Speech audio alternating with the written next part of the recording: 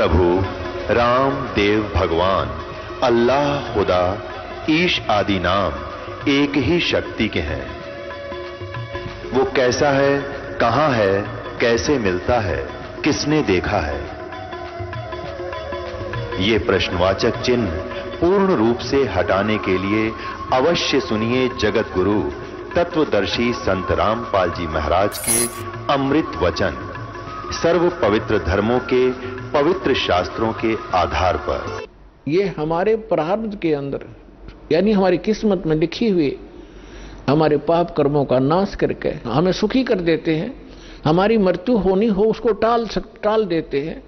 हमारा और भी कोई आपत्ति होनी है, कोई अक्षति होनी है, उसको भी वो जो पाप कर्म से होनी थी और पाप कर्म नाश हो गया, उस कर्म से ही तो हानि होनी थी, कर्म परमात्मा ने कैंसिल कर दिया तो सुख हुआ।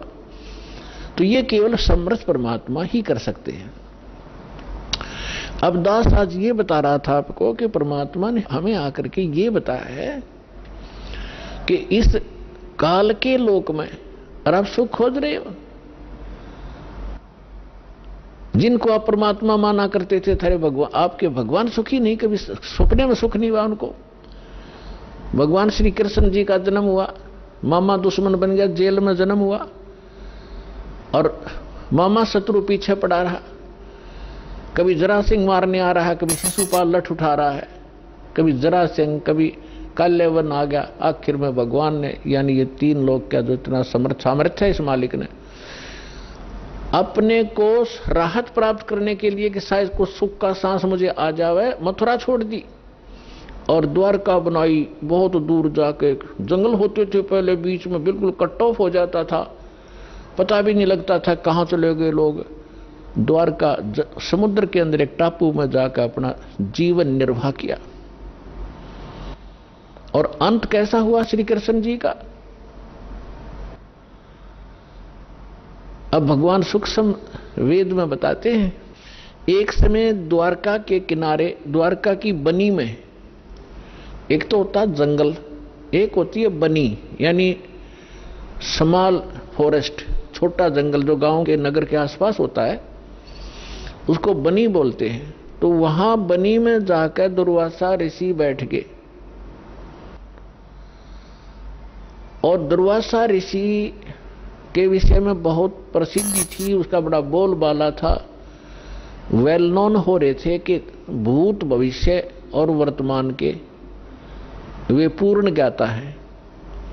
और उस समय यादव 56 करोड़ हो गए थे संख्या में, 56 करोड़ द्वारका के अंदर रहने वाले। और भगवान श्री कृष्ण जी ने कुछ एक ऐसे शरारती तत्वों को मार डाला था जिस कारण से वो हीरो पाक गए थे। प्रत्येक के हृदय में ये हो गया था कि इनसे ताकतवर पृथ्वी पर कोई नहीं, जिस कारण से यादव अभिमानी हो गए थे।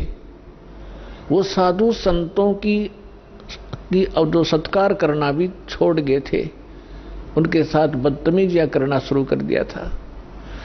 इसी बहम में उनका वो टाइम आ गया नाश होने का। अहंकार पुण्यात्माओं कोय कर लियो, अंत में उसको बहुत भारी चोट लगेगी। जीव ही रहना चाहिए, जीव को अपने औकात का पता लगा रहना चाहिए ताकि वो आधीन बनकर रहे। आधीनी के पास है पूर्ण ब्रह्म दयाल, मान बड़ाई मारियो बेअदबी सिरकाल। विभीषण का भाग बडेरा, दासातन आया तिस डेरा, दासातन आया विश्वे बीसा, अर्ता को लंक देई बख्शीसा। ये उदाहरण देकर समझा रहे परमात्मा के अधीन व्यक्ति के साथ भगवान होता है और यहाँ के जो झूठे मूठे सुख हैं वो भी उस अधीन और भक्त को ही प्राप्त हुआ करते हैं। रावण ने कितनी भक्ति की, सिर भी काट कर चढ़ा दिए, लेकिन अभिमान नहीं गया। जिस लंका को वो रखना चाहता था उस लंका को उसे भी हाथ धोना पड़ा अंत में उस अहंकारी प्राणी ने। और एक अधीन बनकर भगवान की भक्ति करता था। परमात्मा आए हुए थे, मुनिंद्र नाम से आए थे त्रेता युग में, जब मंदोदरी और विभीषण परमात्मा के शिष्य हुए थे। और परमात्मा के ज्ञान से आधीनी आती है। आधीनी से फिर सभी भगत के गुण संपन्न होते हैं, और जिसके अंदर भगत के गुण है वह भगवान रहता है। जिस कारण से विभीषण को वो लंका भी प्राप्त करवाई दाता ने, और रावण उस लंका को रख नहीं सका। वो भक्ति भी करता था लेकिन अभिमान नहीं कहा। तो कहने का भाव यह है कि इस सत्संग से आपको हर एक पहलू पर रोशनी दी जाएगी, ताकि आप परमात्मा के इस तत्व ज्ञान की रोशनी से कहीं ठोकर ना खावें, कहीं गिर ना जावें, अपना काम ना बिगाड़ लें। ये फाउल पॉइंट आपको गिनवाए जा रहे हैं भक्ति के अंदर जो होते। तो यहाँ परमात्मा कहते हैं कि आदीनी के पास है वो पूर्ण ब्रह्म दयाल, मान बड़ाई मारियो हो बेअदबी सिर काल। विभीषण का भाग बडेरा, के बड़भागी था विभीषण, के दासा तन आया तिसनेड़ा, कि उसके पास आधीनी आई। विभीषण का भाग बडेरा, दासा तन आया तिसनेड़ा, दासा तन आया विश्वे बीसा, जाको लंक दई बख्शीसा। ऐसा दासा तन है भाई, लंक बख्शते वार न लाई। फिर परमात्मा कहते हैं कि उस नम्र आत्मा विभीषण भगवान की सत भक्ति करता था, तो यह झूठा सुख भी अगर तुम्हें चाहिए तो भी इस तरीके से मिलेगा। अधीन रहो, जब तक रहो आपको सुख का सांस रहेगा और फिर मोक्ष प्राप्त हो जाएगी। अब हम आते हैं उसी प्रसंग पे कि यादव सभी भगवान श्री कृष्ण जी की आड़ में अहंकारी हो गए, साधु संतों का सत्कार त्याग दिया, उनके साथ मजाक करने लगे। तुम क्या हो, तुम भटकते फिरते हो जंगल में, हैं अपना कोई धंधा करके क्यों नहीं खाते हो, इस तरह की भाषा बोलने लगे। उस समय दुर्वासा जी उस बनी में जाकर बैठ गए, द्वारका के बाहर थोड़ी सी दूरी पे। और द्वारका के अंदर इस बात की एक ऐसी रूमर चली, चर्चा का विषय बना कि एक महापुरुष आए हैं दुर्वासा जी, बड़े पहुंचे हुए संत हैं और भूत भविष्य और वर्तमान की सब जानते हैं। श्री कृष्ण जी के पुत्र प्रद्युम्न और उसके साथियों ने मिलकर एक कुमत सोची, एक कुबद सूझी। उन्होंने एक फैसला लिया कि भाई ऐसे सुन रहे हैं कि ये दुर्वासा जी बड़े पहुंचे हुए महापुरुष हैं और भूत भविष्य की सारी जानते हैं, इसकी परीक्षा लेते हैं। उन्होंने क्या किया कि प्रद्युम्न को, श्री कृष्ण जी के पुत्र को, एक स्त्री का स्वांग करवा दिया, स्त्री के कपड़े बना दिए और एक गर्भवती स्त्री का स्वांग बना दिया। पेट के ऊपर एक कढ़ाया, जैसे छोंक छांक लाने की छोटी सी कढ़ाई हो घर में रसोई में, एक छोटी सी कढ़ाई पेट का बांध दी और ऊपर का उसका लोगड़ बांध दिया रुई सी, फिर कपड़ा बांध दिया और ऊपर का और ताले कपड़े पड़ा दिए और मुंह ढक लिया, घूंघट काट के चल पड़ी। 10-12 उसके साथ और जो शरारती स्कीम बना कर गए थे वो गए। दुर्वासा जी के पास जाकर उन्होंने कहा कि भगवान प्रणाम हो ऋषि जी को, हम आपके पास एक समस्या लेकर आए हैं। दुर्वासा जी ने पूछा, बोलो भाई क्या है तुम्हारी समस्या? कि ये व्यक्ति और ये इसकी पत्नी, इनके विवाह को 10-12 वर्ष हो गए थे ऋषि जी, अब भगवान ने दया बख्शी है या गर्भवती हुई है और ये उतावले हो रहे हैं। आपके बारे में सुना है कि आप भूत भविष्य और वर्तमान की सारी जानने वाले हो, तो ये आपसे ये पूछना चाहते हैं कि इसका लड़का होगा कि लड़की? अब दुर्वासा जी ने अपनी दूरबीन ला के देखा, देव दृष्टि, उसने वो समझ गया कि बकवास कर रहे हैं रामजादे। लाल आंख करके और ठाया चिमटा ने बोला, यादव कुल का नाश होगा इससे, भाग जाओ रामजादो, तुम क्या कर रहे हो? और ये तो भाग लिए बालक, अभी थारा नाश होगा इससे। अब वो बच्चे भाग आए गांव में। बच्चा तक ये था, पोता लड़का हो रहा था, निरोध उसका प्रद्युम्न बन गया। बाकी कुबद तक कभी भी ये जो बुरा कर्म होता है आदमी को किसी न किसी एज में दुख जरूर देगा। तो नगर में जब आए उन्होंने सबको बताया कि ऐसे ऐसे हम गए थे। दुर्वासा जी तो सचमुच जान गए, वो तो सचमुच जानकार है। उन्होंने बता दिया कि ये गर्भवती नहीं है और तुम्हारा नाश होगा, जिससे तुमने गर्भ बना रखा है इसका, इससे तुम्हारा नाश होगा। तो गांव के जो मुखिया और बुद्धिमान से व्यक्ति बुजुर्ग थे, उनको चिंता बनी कि बच्चों ने तो बकवाद कर दी और उसने श्राप दे दिया, सारे मरेंगे तब। तो उनमें से कुछ कहने लगे कि हमारे सिर पर भगवान श्री कृष्ण बैठे हैं। वाह भाई वाह, यह भी कोई डर की बात है, चलो उसके सामने उनसे प्रार्थना करते हैं। अब श्री कृष्ण जी के पास गए। श्री कृष्ण जी से जाकर अपना चिंता का विषय बताया कि भगवान ऐसे ऐसे बच्चों ने मजाक कर दिया और दुर्वासा जी ने श्राप दे दिया, और दुर्वासा जी का श्राप तो मिजाइल कैसा है, ये तो वापस हो ही नहीं सकता। तब श्री कृष्ण जी से कहा कि आप ही हमारी रक्षा कर सकते हो, आप समर्थ हो, सर्वशक्तिमान हो, आप विष्णु अवतार हो, जैसे भी उनके गुणगान किए। श्री कृष्ण जी ने कहा कि अभी देखो बच्चों को वहीं भेजो और दुर्वासा जी से माफी मांगे, वो अक्षमा करेगा तो बात बनेगी। उन बच्चों को लेकर नगर के मुखिया व्यक्ति मौजिद से जो बुद्धिमान व्यक्ति बुजुर्ग से सारे साथ गए, हजारों की संख्या में।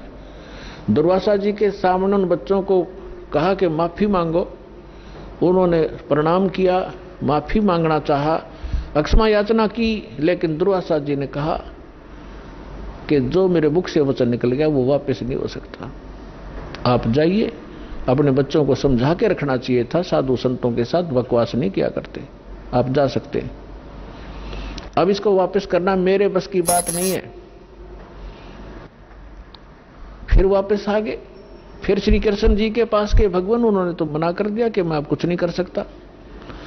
अब श्री कृष्ण जी ने कहा कि देखो किस चीज से, अब पुण्यात्माओं इस कथा से आपको बहुत सा ज्ञान होगा, हर पहलू पर इस पर विचार दास आपको देगा। अब देखो हम किसी, ये जो श्राप दे दिया 3 ताप के अंदर आता है। किसी को श्राप दे देना, किसी पर गाल देना, किसी का प्रेत आत्मा छोड़ देना, किसी का जंतर मंत्र कर देना, किसी के ऊपर काला जादू कर देना, ये 3 ताप के अंतर्गत आते हैं। और इन 3 तापों के दुख से पूरे यादोग्रस्त हो गए और श्री कृष्ण भगवान कल आवे। श्री कृष्ण जी उस ताप से मुक्त नहीं कर सका, उनका नाश हुआ लास्ट में। हालांकि समाधान भी बताया उन्होंने। अब और जितने इनके पुजारी हैं, राम कृष्ण ब्रह्मा और शंकर भगवान के जो संत हैं, उनके गुरु ने उन पदों पर बैठे हैं, वो भी समाधान बताते हैं। जब श्री कृष्ण जी के समाधान बताने से, जो साधना क्रिया उसने बताई, उनके करने से कुछ लाभ नहीं हुआ, तो ये इनके जो पुजारियां के बताए हुए समाधान से आप क्या लाभ लोगे, इससे इतना निष्कर्ष निकलेगा। अब क्या हुआ कि श्री कृष्ण जी ने कहा कि देखो चिंता मत करो, सीधा सा हल है इसका कि किससे हमारा नाश होगा, कि जो कढ़ाई बांधी थी पेट पे, लोहे की कढ़ाई, और जो कपड़े पहन रखे थे वो लोगड़ रुई लगा रखी थी, इनको तो जला दो, कपड़ों को तो। रही बात कढ़ाई की, उस कढ़ाई को प्रभास क्षेत्र में चले जाओ, जमुना के किनारे सारे, और अपने ड्यूटी लगाओ 5-5, 10-10, 20-20 व्यक्तियों की डेली, कि उस कढ़ाई को पत्थर पर घिसा कर उसका चूरा बनाकर जमुना में फेंक दो। ना रहेगा बांस और ना बजेगी बांसुरी। सबने बड़ा अच्छा लगा कि भगवान श्री कृष्ण ने तो कमाल कर दिया, वाह भगवान, वाह भगवान। कि वो गुरु भी थे, श्री कृष्ण जी आध्यात्मिक गुरु भी थे पांडवों के और यादों के।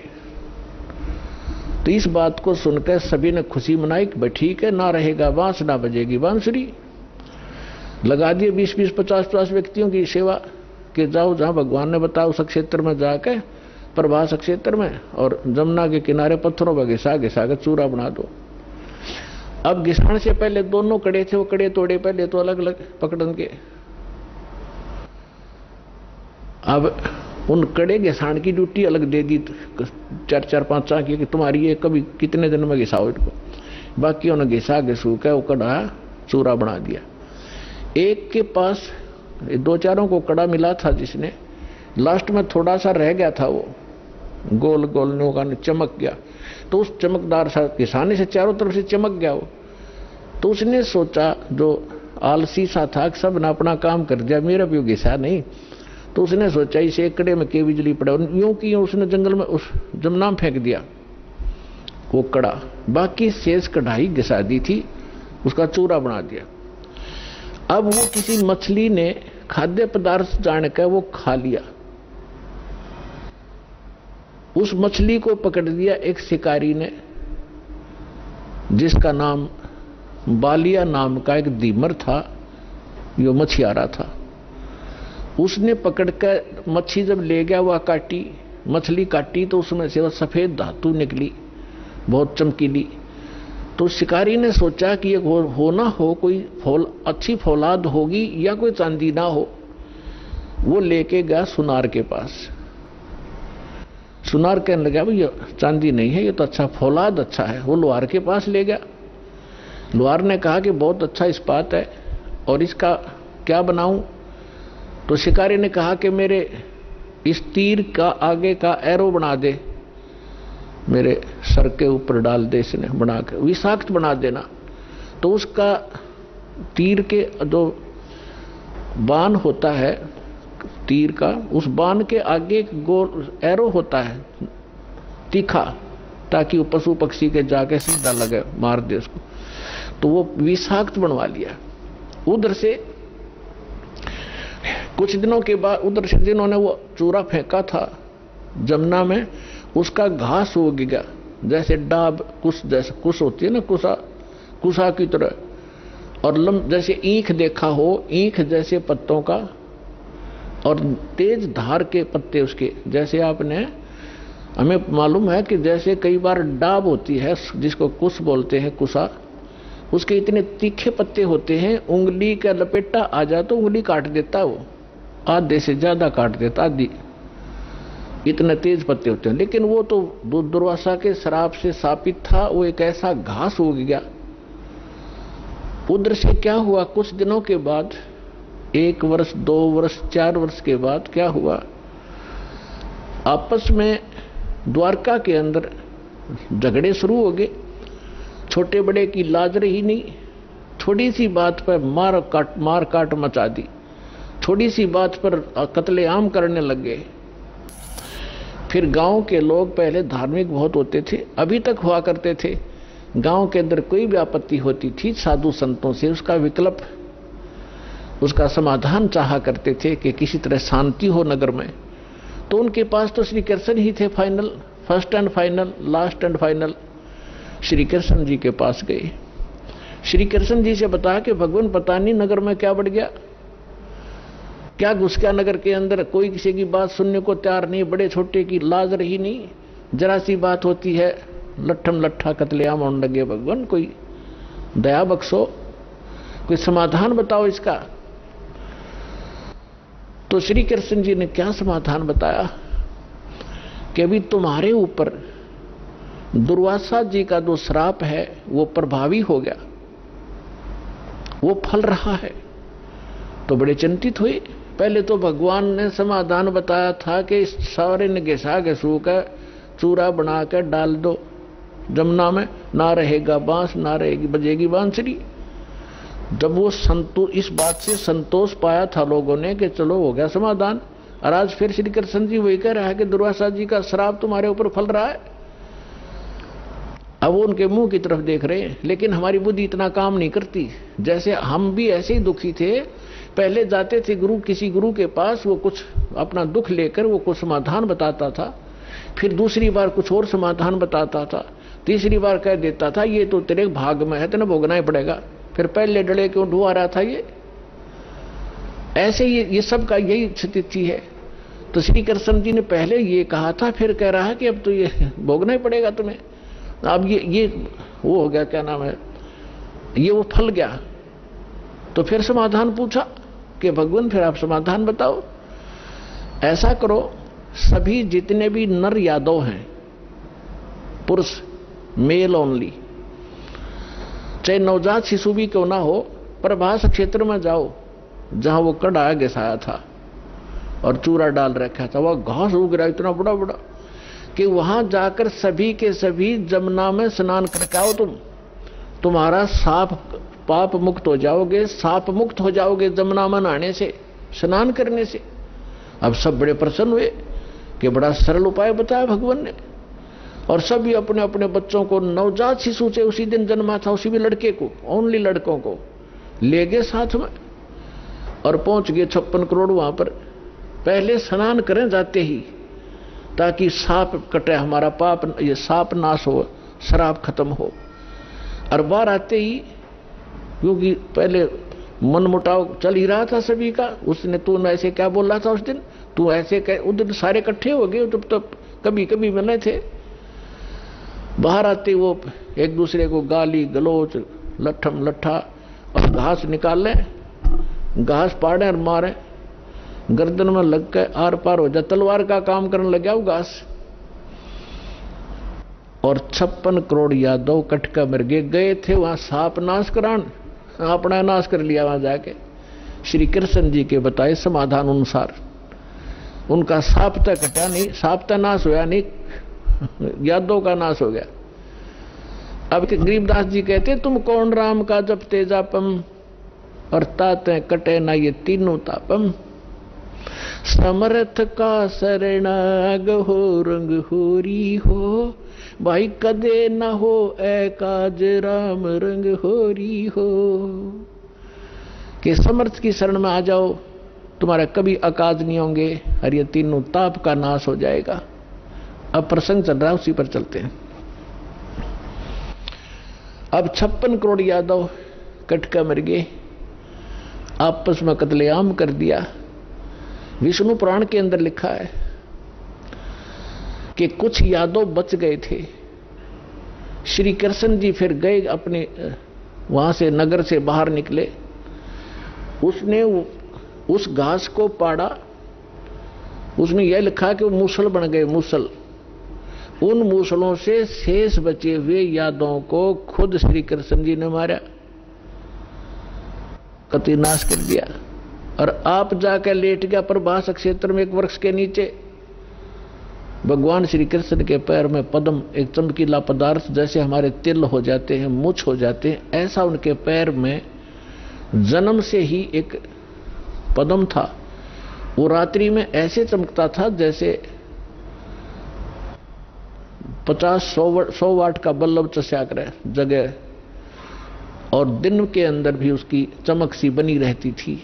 तो श्री कृष्ण जी एक वृक्ष के नीचे, सारा जब उनका नाश हो लिया, रेखे को खुद मार कर शेष बच्चों को, और बैठ लेट गया उस वृक्ष के नीचे, पैर पे पैर रख के, पैर घुटने पर दूसरा पैर रखा हुआ था, पद्म वाला पैर ऊपर था, वो चिमक रहा था।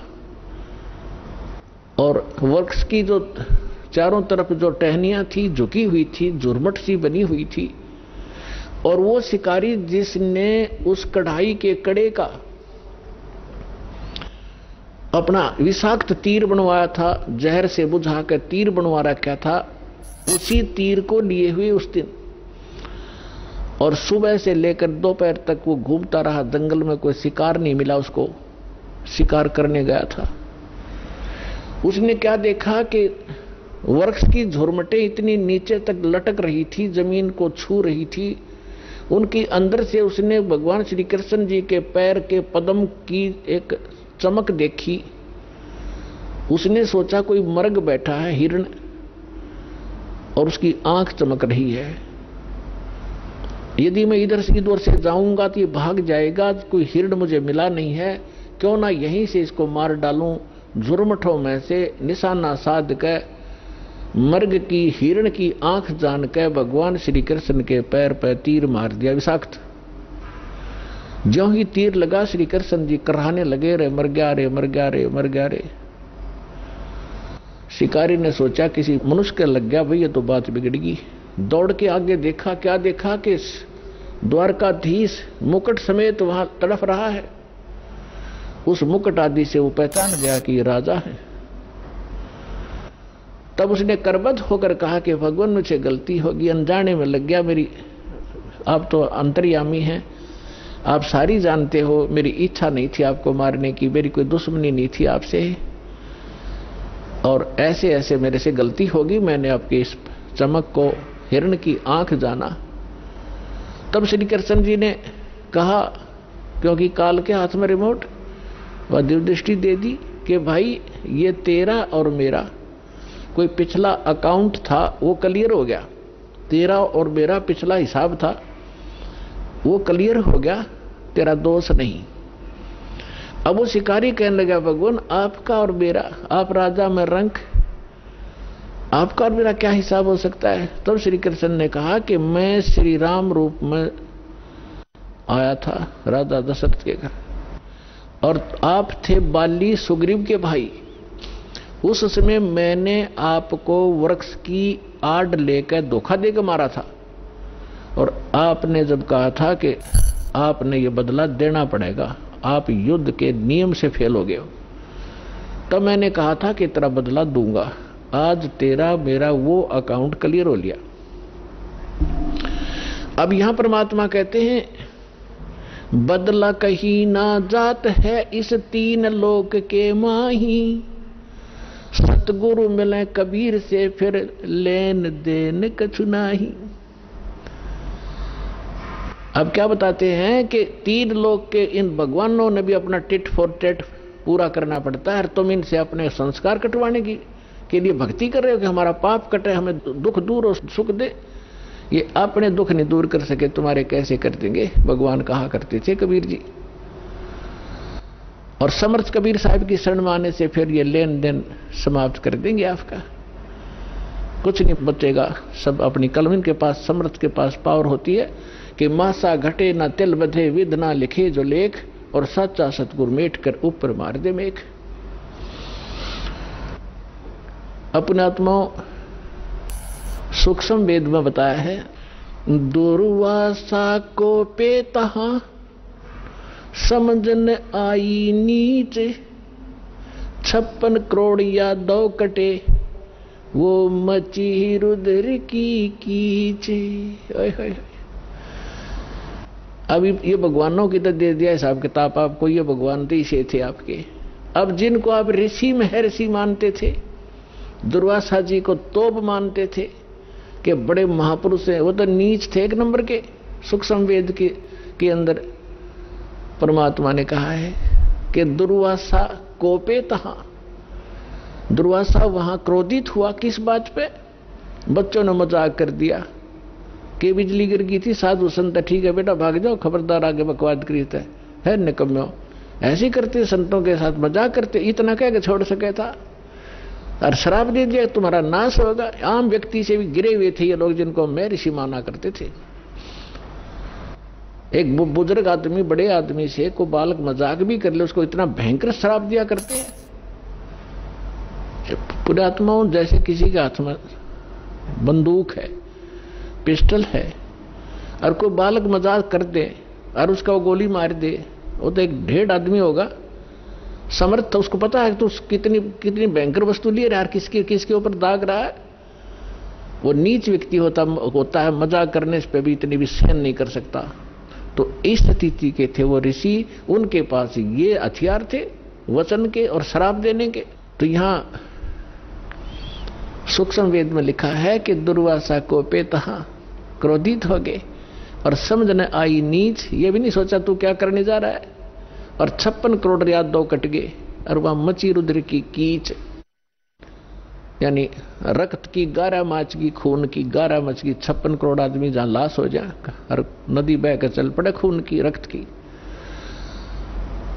तो यहां पुण्यात्माओं, ना तो ये भगवान समर्थ जिनको हम पूजा करते, ना ये ऋषि एक अन्य के जिनको ज्ञान ही नहीं था, इनको ये नहीं पता भगवान कौन है। अब ये भगवान के लिए निकले थे घर से, साधना करेंगे, भक्ति करेंगे, अंगारों से शीतलता की खोज करने लगे। अंगारों पर चलने के अभ्यस्त हो गए। थोड़ी आंच को भी हम, थोड़ी ही आग को, आंच को हम सुख मान रहे। झूठे सुख को सुख कहे, ये मान रहा मन मोद, ये सकल चबीना काल का, कुछ मुख में कुछ गोद। परमात्मा क्या कहते हैं, भाई तन दर सुखिया कोई न देखा, जो देखा सो दुखिया हो। उदय अस्त की बात करे मन, सबका किया विवेका हो, सबका किया विवेका हो। तन दर सुखिया कोई न देखा, जो देखा सो दुखिया हो। उदय अस्त की बात करे मन, सबका किया विवेका हो, सबका किया विवेका हो। भाई घाटे बाधे सब जग दुखिया, के गृहस्थी बैरागी हो। घाटे बाधे सब जग दुखिया, के गृहस्थी बैरागी हो। सुख देव ने दुख के डर से, गर्भ में माया त्यागी हो, गर्भ में माया त्यागी हो। तन दर सुखिया कोई न देखा, जो देखा सो दुखिया हो। उदय अस्त की बात करते हैं, मन सबका किया विवेका हो, सबका किया विवेका हो। भाई जंगम दुखिया योगी दुखिया, तपस्वी को दुख दूना हो। जंगम दुखिया योगी दुखिया, तपस्वी को दुख दूना हो। आशा तृष्णा सब में व्यापे, कोई महल न सुना हो, कोई महल न सुना हो। तन दर सुखिया कोई न देखा, जो देखा सो दुखिया हो। उदय अस्त की बात करते हैं, मन सबको किया विवेका हो, सबका किया विवेका हो। भाई साच कहूं तो जग ना माने, पर झूठ कही ना जाई हो। साच कहूं तो ये जग ना माने, पर झूठ कही ना जाई हो। ये ब्रह्मा विष्णु शिव जी दुखिया, जिन ये राह चलाई हो, जिन ये राह चलाई हो। तन दर सुखिया कोई न देखा, जो देखा सो दुखिया हो। उदय अस्त की बात करते हैं, मन सबका किया विवेका हो, सबका किया विवेका हो। भाई सूरपति दुखिया भूपति दुखिया, रंक दुखी बपरीती हो। सूरपति दुखिया भूपति दुखिया, रंक दुखी बपरीती हो। कहे कबीर और सब दुखिया, एक संत सुखी मन जीती हो, संत सुखी मन जीती हो। तन दर सुखिया कोई न देखा, जो देखा सो दुखिया हो। उदय अस्त की बात करते हैं, मन सबको किया विवेका हो, सबका किया विवेका हो। सूरपति दुखिया भूपति दुखिया, रंक दुखी बपरीती हो। सूरपति दुखिया भूपति दुखिया, रंक दुखी बपरीती हो। कहे कबीर और सब दुखिया, एक संत सुखी मन जीती हो, संत सुखी मन जीती हो। तन दर सुखिया कोई न देखा, जो देखा सो दुखिया हो। उदय अस्त की बात करते हैं, मन सबका किया विवेका हो, सबका किया विवेका हो। पुणात्मा सौभाग्य आपका, और धन आपके माता पिता जिनसे जन्म हुआ, आपको वो अनमोल वचन सुनने को मिल रहे हैं जो इन ब्रह्मा विष्णु महेश को भी छींट भी नहीं लगी थी इस ज्ञान की, जो आपके ऊपर वर्षा कर दी भगवान ने, कभी सीडी के माध्यम से, कभी सत्संग के माध्यम से, कभी चिप के माध्यम से परमात्मा आपकी आत्मा पर वर्षा कर रहे हैं। और इस ज्ञान से एक बार परिपूर्ण हो जाना, आप देखना फिर भगवान यहां भी सुख देगा और सतलोक में जाओगे जहां कभी मृत्यु नहीं होती, कभी वृद्ध अवस्था नहीं आती, किसी चीज का अभाव नहीं वहां पर। अब जो प्रसंग चल रहा है, जिस लोक में आप रह रहे हो ये अंगार बरस रहे हैं, और जहां अंगार थोड़े से कम हैं, हल्की आग वाले, हम उनको सुख मान बैठे हैं। अब क्या बताते हैं कि घाटे बाधे सब जग दुखिया और के गृहस्थी बैरागी हो। अब देखो पुण्यात्माओं, परमात्मा पाने के लिए जिसने घर त्याग दिया, हम उसको बैरागी मानते थे, सन्यासी मानते थे। अब वो बैराग प्राप्त करना और सन्यासी होना हमने कहां से ग्रहण किया, कौन से ग्रंथ से प्राप्त किया हमने ये ज्ञान?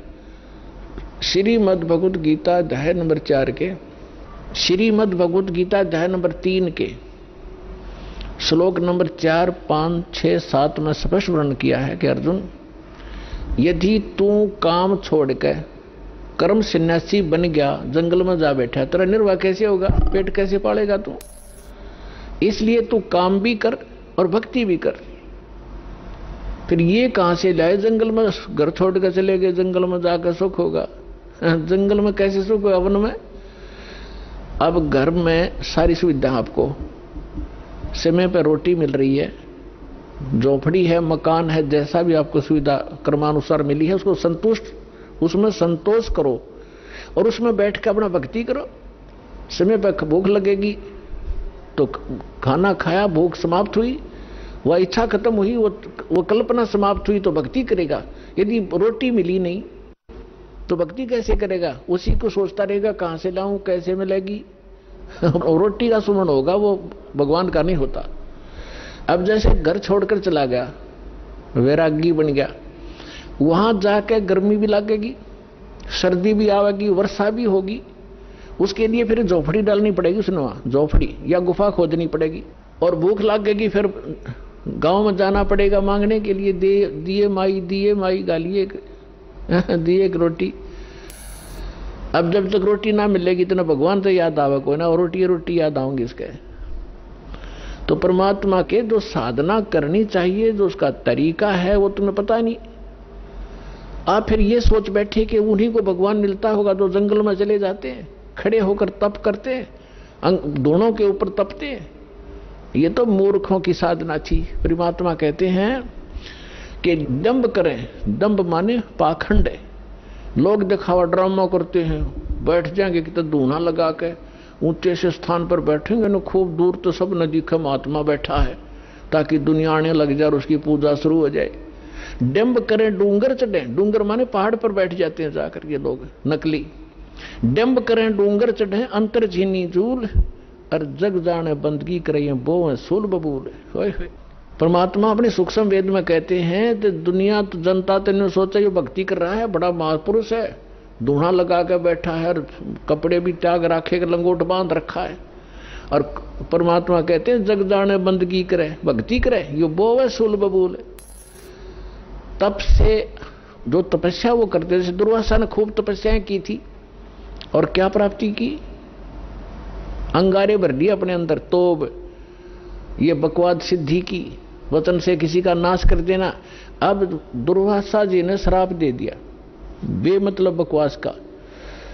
अब उसने उसके बैड अकाउंट में लिख दिए, वो 56 करोड़ मानस व्यक्ति उसने मार दिए वचन से,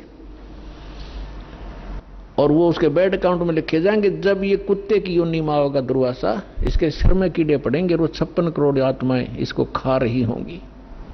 तुमने उस दरगाह का मैल नहीं देखा और धर्मराज के तिल तिल का लिखा। तीनों यहां बता रहे हैं जग जाने बंदगी करे।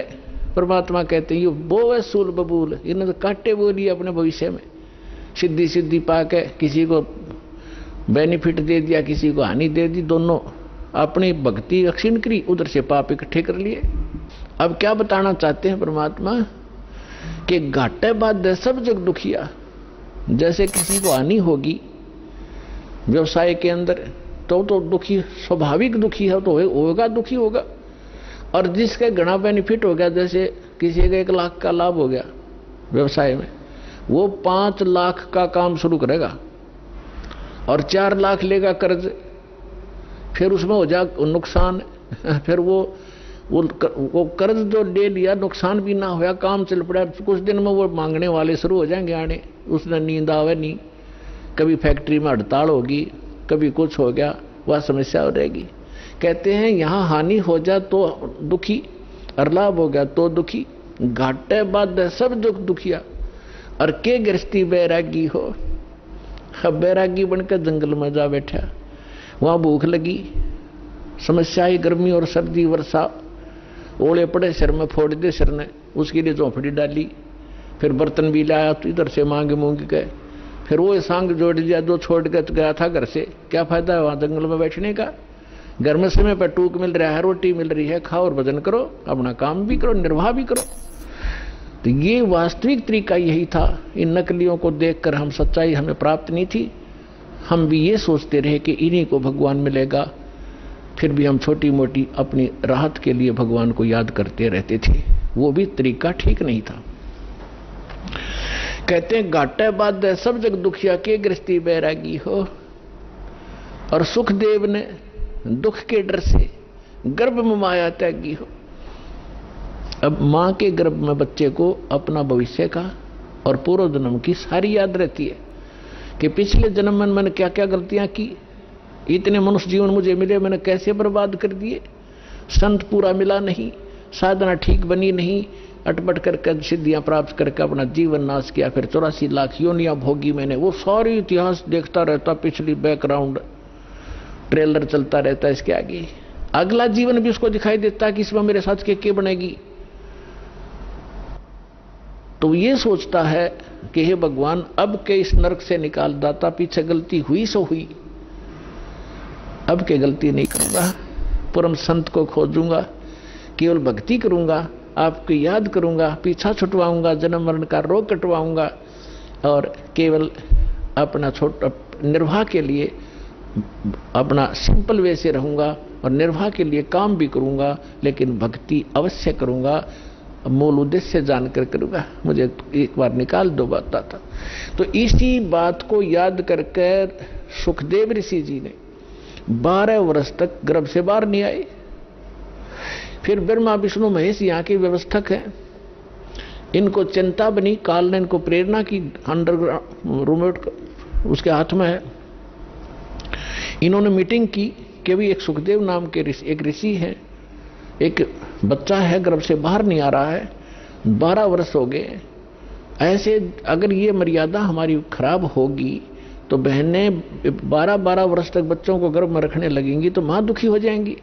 बच्चा तो 9 महीने मुश्किल से हो जाता है इन बहनों को, माताओं को गर्भ में रखना। तो उन्होंने सोचा भी चलो वो ऋषि आत्मा है, उससे प्रार्थना करते हैं, उसी को कहते हैं, उसको मनाते हैं। तीनों आगे, तब तीनों ने आकर कहा कि भाई सुखदेव तू बाहर आ जा, ऐसे ऐसे हमारी परंपरा खराब मत कर। तब उसने कहा कि भगवान बाहर आते ही आपकी त्रिगुणमयी माया से ये जीव इतना अंधा हो जाता है, इसको भूत भविष्य का कुछ याद नहीं रहता, आप ये अपनी माया रोक लो, तब मैं बाहर आऊं, कुछ देर के लिए रोक दो।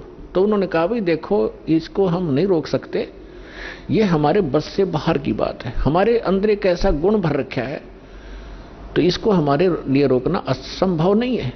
तो सुखदेव बोला मैं तो बाहर आऊं नहीं, चाहे 20 वर्ष रहना पड़ो, 100 वर्ष रहना पड़ो। तब उन्होंने लास्ट में ये फैसला किया भी हम ज्यादा देर नहीं रख सकते, हमारा शरीर फट जाएगा, हम केवल इतनी देर रख सकते, ये देख ले कितना क्षण है। सुखदेव जी ने कहा कि तो आप इतना ही रख लो, देर रोक दो इसको। तो जब वो बाहर आते हैं तुरंत उनकी तीनों गुणों का जो इफेक्ट है हमारे ऊपर एकदम असर करता है। उस समय जब वो मां के गर्भ से बाहर आया तो वो इतनी देर रोके इतनी देर में बाहर आ गए, वो चले गए। अपने आत्माओं उसको इस दुख के डरते हैं, गर्भ में माया त्यागी कि मैं इस संसार के चक्कर में नहीं पड़ूंगा, अपना मोक्ष कराऊंगा। मोक्ष बालकों का खेल है। घर से उठ गया आकाश, पिछले संस्कार से उसमें इतनी सिद्धि थी, आकाश में उड़ जाता था। आकाश में उड़ गया, आगे जाके धरती पर टेकना तो पड़ेगा। आकाश में कितने दिन रहेगा, रोटी भी खानी है, आगे नहाना धोना भी होता है। फिर वहां पृथ्वी पर फिर गिरा वापस। कहने का भाव यह है कि फिर इस पिछले पूर्व जन्म के भक्ति शक्ति से कुछ सिद्धियां आ जाती हैं, और उन सिद्धियों से हम ये मान बैठते हैं कि ये बड़ा महापुरुष है। सिद्धि तो इस प्राणी का सबसे बड़ा दुश्मन है, और इसके लिए ये, इसी के कारण ये सब ऋषि और महर्षि प्रसिद्ध हो रहे थे। अंत में आपने कथा बहुत बार सुनी है सुखदेव ऋषि की। ये ऋषि महर्षियों में जाता था, इसका बड़ा सत्कार करते थे। स्वर्ग लोक में जाता था, वहां भी इसको विशेष आसन दिया जाता था, बड़े महापुरुष हैं। एक दिन विष्णु लोक में चले गए। प्रत्येक डिस्ट्रिक्ट में और प्रत्येक प्रांत में गवर्नमेंट रेस्ट हाउस होते हैं, उसमें उच्च अधिकारी ही रुका करते हैं। तो ये सुखदेव प्रत्येक भगवानों की इन लोकों में, शिवलोक में, विष्णु लोक में, ब्रह्मा जी के लोक में, इंद्र के लोक में, इनके अपने अपने अलग से रेस्टोरेंट हैं जिसमें अधिकारी गण यानी देव लोग ही जाकर रुकते। तो ये पहुंच गया वहां पर सुखदेव ऋषि विष्णु जी के लोक में। उस रेस्ट हाउस में जाने लगा, सामने खड़ा था गेट कीपर, उसने रोक दिया। ऋषि जी रुको। कहाँ जी बोलो, आपका अपॉइंटमेंट लेटर दिखाओ, आप कौन हो, किस रैंक के हो। क्या मतलब कि आपका गुरु कौन है? कि मेरा कोई गुरु नहीं, मुझे गुरु की क्या आवश्यकता है, तो मेरे पास इतनी पावर है, ऐसी शक्ति है। बोला जी ऐसे नहीं, इस रेस्ट हाउस में वही आ सकता है जिसके पास जिसका अपॉइंटमेंट हो रहा हो। और कहने का भाव यह है कि जो कोई अधिकारी हो, गुरु जिसने धारण कर रखा हो, और गुरु भी मान्यता प्राप्त हो, नकली गुरुओं से भी अलाउड नहीं आना, नकली गुरुओं के भक्ति करके गुरुओं से। तो ऋषि सुखदेव ने काफी उनके साथ जख मारा, लेकिन उन्होंने फाइनल कर दिया कि नहीं, विष्णु जी का आदेश है। तब ऋषि ने सोचा था, सुखदेव ऋषि ने, कि विष्णु जी बड़े खुश होंगे मेरे तय, मैं ऐसी भक्ति की हुई है और वो भगत बछल है। तो सुखदेव ऋषि ने कहा कि विष्णु जी से बात कराओ मेरी, तुम मुझे क्यों नहीं जाने दे रहे हो।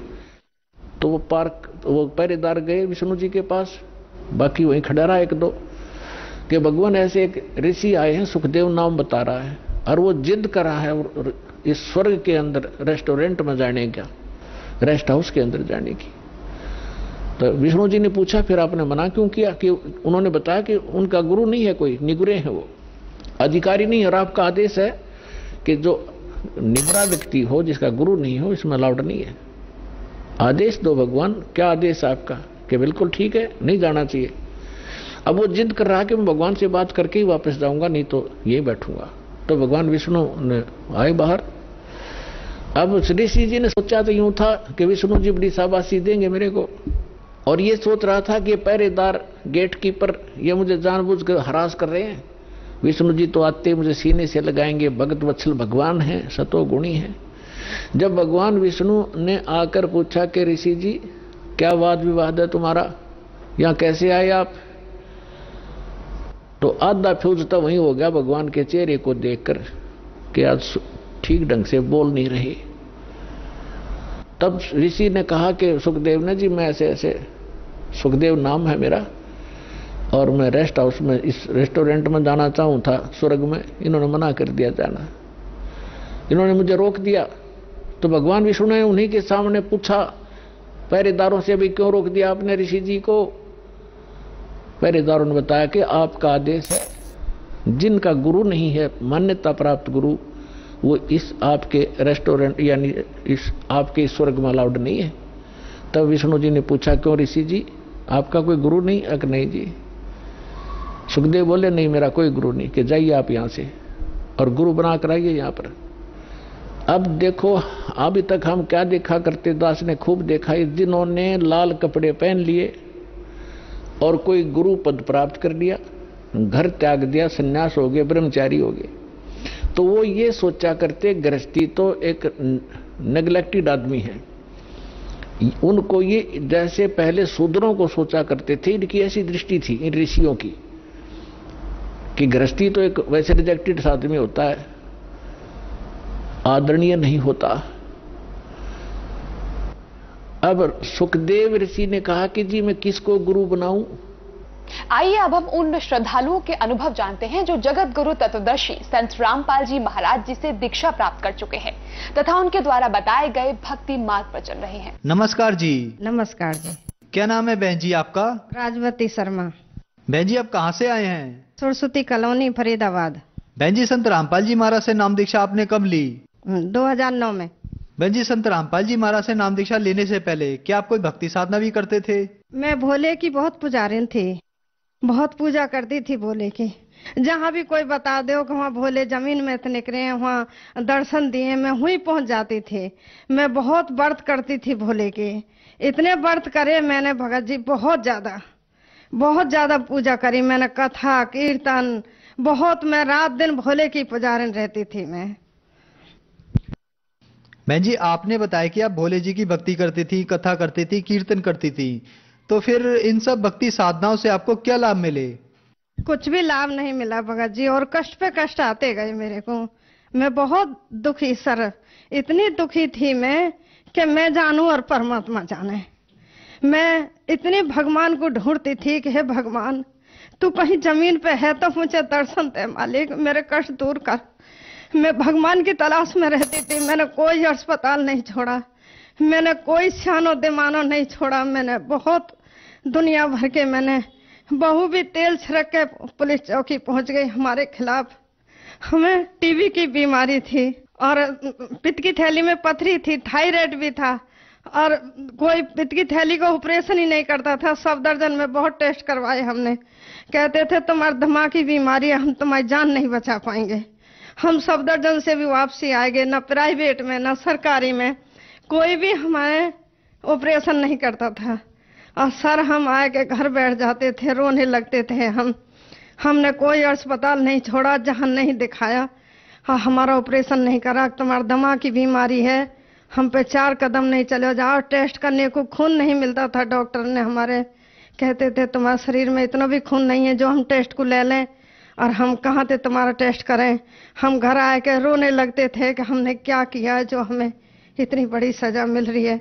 हम बैठ जाते थे परमात्मा की शरण में अपने की में, और भगवान को याद करते रहते थे। सबने मना कर दिया। बहन जी आपने बताया कि आप जो भोले जी की भक्ति करती थी, कथा करती थी, कीर्तन करती थी, व्रत करती थी, इन सब भक्ति साधनाओं से आपको कोई लाभ नहीं मिले, बल्कि हानि हुई। आपकी इतनी तबीयत खराब हो गई कि डॉक्टर ने आपको ऑपरेशन करने से मना कर दिया कि आपकी पित्त की थैली में पथरी है, दिमाग की बीमारी है, और भी बहुत सारी समस्याएं आपको थी। डॉक्टर ने आपसे कहा कि आपको खून की कमी है, हम आपको ऑपरेशन नहीं कर सकते। आपने बहुत सारे हॉस्पिटलों में दिखाया, बहुत सारे डॉक्टरों को भी दिखाया, तो फिर संत रामपाल जी महाराज के बारे में जानकारी आपको कहाँ से मिली? हमारी कॉलोनी में विनोद भगत जी रहते हैं, उनने ज्ञान गंगा दी। हमारे भगत जी ने पढ़ी वो किताब, पढ़ी भगत जी ने, तो वो बोले कि तुम यहीं से ठीक हो सकती हो, जमीन पे परमात्मा आए हैं। मैंने कि कहाँ के? हिसियार में। मैंने हम चले जाए कि हाँ चले जाओ। संत रामपाल जी महाराज के आश्रम में गए, दयालपुर में आश्रम था, वहाँ हम गए और वहाँ से हमने दीक्षा ली। बहन जी हमने सुना है संत रामपाल जी महाराज से नाम दीक्षा लेने के बाद उनके अनुयायियों को कोई ना कोई लाभ जरूर होते हैं, चाहे आर्थिक हो, शारीरिक हो, मानसिक हो या भौतिक हो। तो क्या आपको भी कोई लाभ मिले संत रामपाल जी महाराज से नाम दीक्षा लेने के बाद? बहुत लाभ मिले सर, बहुत लाभ मिले हमको, इतने लाभ मिले हमको कि बहुत ज्यादा।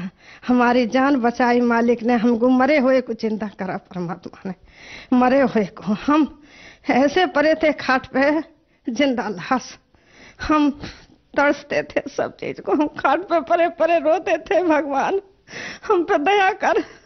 संत रामपाल जी महाराज ने हम पे दया करी, हमें जीवन दिया, हमें मालिक ने अपने चरणों में लगाया और सतमार्ग दिखाया मालिक ने। हमारी बीमारी खत्म हुई, बहुत बीमारी थी हमारे सर। हमको टीबी की बीमारी पहले शुरू, फिर हमको पित्त की थैली में पथरी और दमा, और हमारे ये रील की हड्डी जो है का, इसमें हम पे खड़े है का नहीं चले जाता था, हम झुक के चलते थे। और हम आज संत रामपाल जी महाराज से ना हमने कहीं ऑपरेशन करवाया और ना कुछ, अब पथरी भी पता नहीं कहाँ चली गई, ना ऑपरेशन हुआ, और आज हम मालिक की दया से ठीक ठाक रहते हैं। अब परमात्मा की भक्ति करते हैं। और बहू ने भी हमें जेल में बंद करवा दिया था, हम पे तेल छिड़क के पुलिस चौकी चली गई, हमें बंद करवा दिया। और इतना बड़ा जाल था कि हमें कोई नहीं बचा पाता। संत रामपाल जी महाराज हमें हाथों पे लिया है, कुछ भी नहीं होने दिया। बहुत बड़ा जाल था, हम पे तो मर्डर को केस लगता। आज हम पे मालिक ने हमें ऐसा बचाया, संत रामपाल जी महाराज की ऐसी दया हुई। क्या ये लाभ कम है? हमें मालिक हाथों पे लाए। हमारी बहू पे भूत था, और भूत के वहां में तेल छिड़क के पुलिस चौकी पहुंच गई, हमें बंद करवा दिया। और हमें मालिक ने ऐसा बचाया। वहाँ के माँ बाप भी हमारे खिलाफ बोलने लगे बहू के, हम मालिक हमें ऐसे ले आए बचा के हाथों पे, हमें कुछ भी नहीं होने दिया। और एक दिन हम थ्री व्हीलर में बैठ के जा रहे थे, तो हमें वहाँ थ्री व्हीलर का पहिया लेकर के भाग गया, थ्री व्हीलर पलट गया, कई पलटा मार गया थ्री व्हीलर। और हम सबके चोट आई, जितने भी वहाँ बैठे, हमको इतनी भी खरोंच नहीं आई। हम संत रामपाल जी महाराज के गुणगान करते चले आए, हमें कहीं भी चोट नहीं लगी। उनके सबके काई के हाथ टूटे, काई का पैर टूटे, कई बैठे थे उसमें, और हमें कुछ नहीं होने दिया मालिक ने। हमारे भगत जी भी बहुत बीमार रहते थे, उनके खेत बेच दिया था उनके पिताजी ने, वो सोचते रहते थे बैठे बैठे। और जहाँ सोच लेते सिर में नस पे जोर पड़ गया, हुई नस में गराब पड़ गया। हमारे घर के इतने हालात हो गए। अपोलो नाम सुना होगा आपने, अपोलो हॉस्पिटल में 5 साल इलाज कराया था, सब्जी को काम कर करके मैंने। और जब भी ठीक नहीं हुए हमें संत रामपाल जी महाराज की शरण में लाए। उनको हम वो 5-5 हम गोली खवा, एक गोली देते थे नशे की, और वो आते भी उन्हें नींद नहीं आती थी। 1-1 महीना है जाओ, उन्हें नींद नहीं आती थी, चक्कर आते थे, चले नहीं जाओ हमारे भगत जी ने। और संत रामपाल जी महाराज की शरण में आज वो एक भी गोली नहीं खाते हैं, और खूब नींद भर के सोते हैं, खूब भगवान को भजन करते हैं। बहन जी, आपकी बहुत दुख भरी घटना है, आप बहुत ज्यादा दुखी थे। संत रामपाल जी महाराज की शरण में आने से पहले आपको टीबी की बीमारी थी, आपका एक फेफड़ा खराब हो गया था, एक ही रह गया था, आपको दमा की बीमारी थी, थायराइड थी, रीढ़ की हड्डी में भी दिक्कत थी। सारे डॉक्टरों के पास गए, डॉक्टरों ने मना कर दिया कि आपको दमा की बीमारी है, हम ऑपरेशन नहीं कर सकते। आपके पति को भी दिमाग की नस में परेशानी थी, वो जरा सा भी सोच लेते थे उनकी दिमाग की नस फटने को हो जाती थी। आपने बताया कि आपने 5 साल सब्जी बेचकर दिल्ली के अपोलो हॉस्पिटल में उनका इलाज कराया। तो इन सब बीमारियों से संत रामपाल जी महाराज ने आपको बगैर ऑपरेशन के ठीक किया। आपके पति को भी संत रामपाल जी महाराज ने ठीक किया। तो जो श्रद्धालु आज आपको देख रहे हैं, आप उनके लिए एक उम्मीद की किरण है। उनके लिए आप क्या संदेश देना चाहेंगी? क्या वो भी संत रामपाल जी महाराज से नाम दीक्षा लेने के बाद ठीक हो सकते हैं? हाँ जी, गारंटी से हो सकते हैं। हम प्रार्थना करेंगे अपने बहन भाई से कि संत रामपाल जी भगवान, उनकी शरण में आओ, अपना कल्याण करवाओ। जैसे मालिक ने मुझे ठीक कराया, आप भी संत रामपाल जी महाराज की शरण में आओ और अपना कल्याण करवाओ। बहन जी, संत रामपाल जी महाराज की शरण में कैसे आ सकते हैं? संत रामपाल जी महाराज के सत्संग आते हैं शाम को, चैनल पे वो एक पट्टी चलती है, उस पट्टी पे नंबर हैं, और जगह जगह नाम दाम खुले हुए हैं। और फोन करो उस पे, जो पास में नाम दाम होगा वहाँ जाके ले सकते हो आप। संत रामपाल जी महाराज जी से उपदेश ले और अपना कल्याण करवाओ। धन्यवाद बहन जी। सत साहिब।